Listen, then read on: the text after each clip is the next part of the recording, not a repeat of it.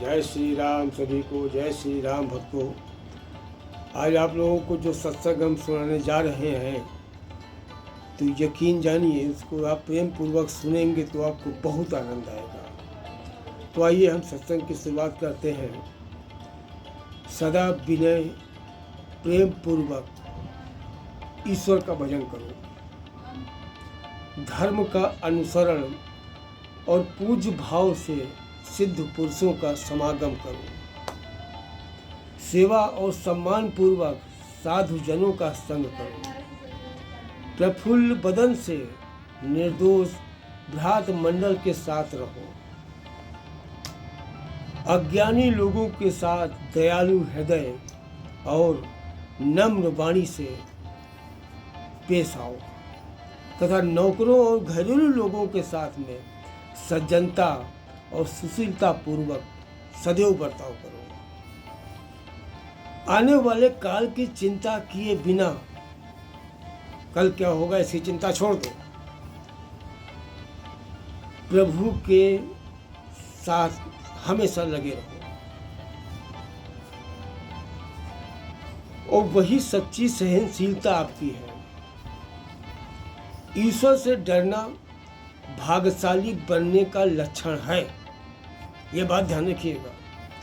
अगर ईश्वर से आप डरते हो तो आप भाग्यशाली हो।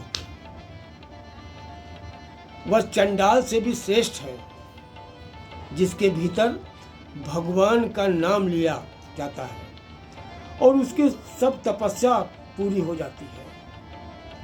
जो भगवान की शरण में लीन रहता है सारी सब तपस्या सब उसकी पूरी हो जाती है, सब जगह का स्नान हो जाता है, सादा वेद परायण उसका पढ़ लिया उसने समझो हो जाता है जिसने भगवान का स्मरण कर लिया।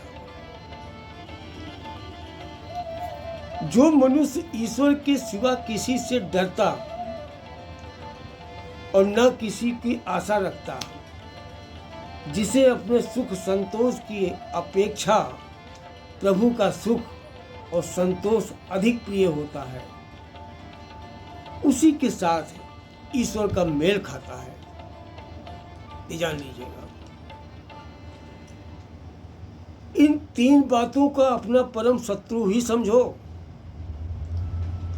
धन का लोभ, लोगों से मान पाने की लालसा और लोकप्रिय होने की आकांक्षा, ये आपके शत्रु हैं।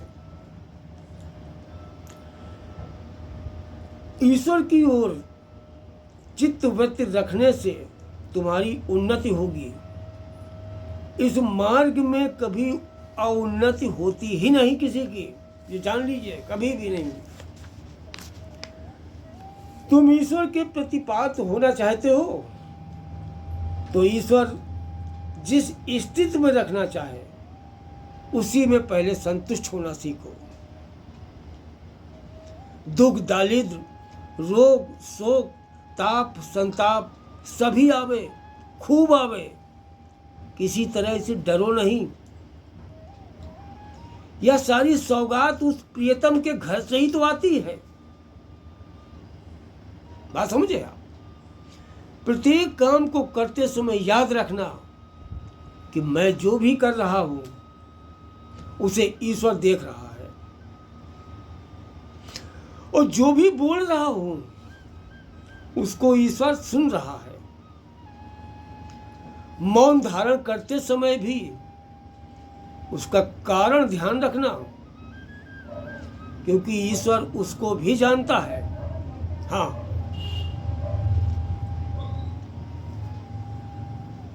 स्पृहा तीन प्रकार की होती हैं, भोगने, बोलने और देखने की। बोलते समय ध्यान रखना कि ईश्वर देख रहा है और बोलते समय ध्यान रखना कि सत्य का विनाश ना हो, और देखते समय ध्यान रखना कि कहीं साधुता हमारी दूषित ना हो जाए। ये विशेष ध्यान रखना कि जीवन को चलाने के सब सही तरीके हैं जिससे जीवन आपका बढ़िया चलता है, अच्छा चलता है, मधुर चलता है और ईश्वर के सानिध्य में चलता है, उसी के चक्रव्यूह में चलता है। तो जीवन में आनंद रहता है। और आगे सुनिए, कभी भी शुभ कर्म करते समय तुम निष्पक्ष मत होना, ध्यान रखना। कभी भी निष्पक्ष मत, जो कुछ बोल रहे हो वो निस्वार्थ भाव से है कि नहीं है। उसमें बोलते समय ये हमेशा ध्यान रखना कि हमारी बोली में कहीं छल और कपट तो नहीं है। सब नोटेड होता है चीज। आप जो भी बोलोगे फट से नोट हो जाएगा, ऊपर हिसाब होगा उसका। और ये परेशान तो शरीर नहीं होता, शरीर तो जल जाता, राख हो जाता, परेशान ये आत्मा ही होती है। दान उपकार कर रहे हो तो बदले में बिना आशा के दान, कोई भी करो दान, तो उसकी कभी आशा मत करना कि हमको इसके बदले में कुछ रिफंड होगा इससे, ये कभी आशा मत करना। और जो संचय कर रहे हो तो उसकी कृपणता छोड़ देना कि उसको समेटना समेटना समेटना, ये मत करना। प्रभु को सर्वदा